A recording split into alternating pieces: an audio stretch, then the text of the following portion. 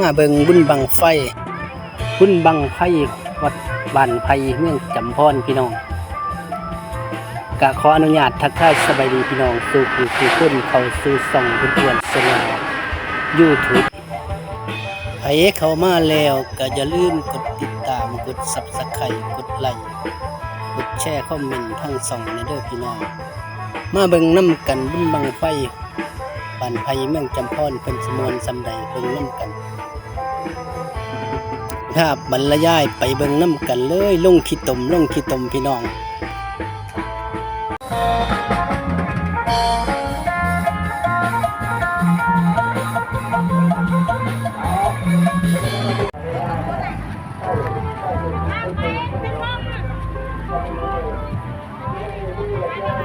บรรยากาศในงานก็สิพอประมาณสำนี้เนาะพี่น้องไปเบิ่งนำกันให้ภาพบรรยายลงขี้ตมไปเขาถามกันลงกันเลยพี่น้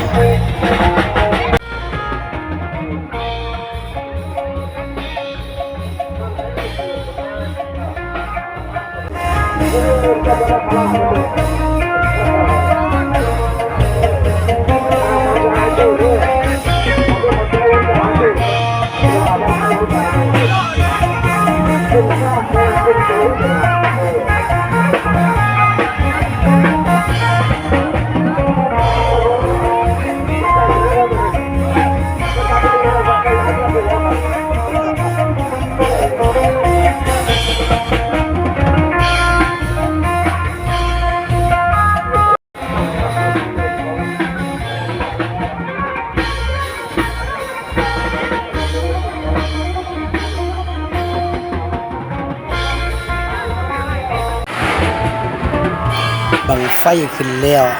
จุดแล้ว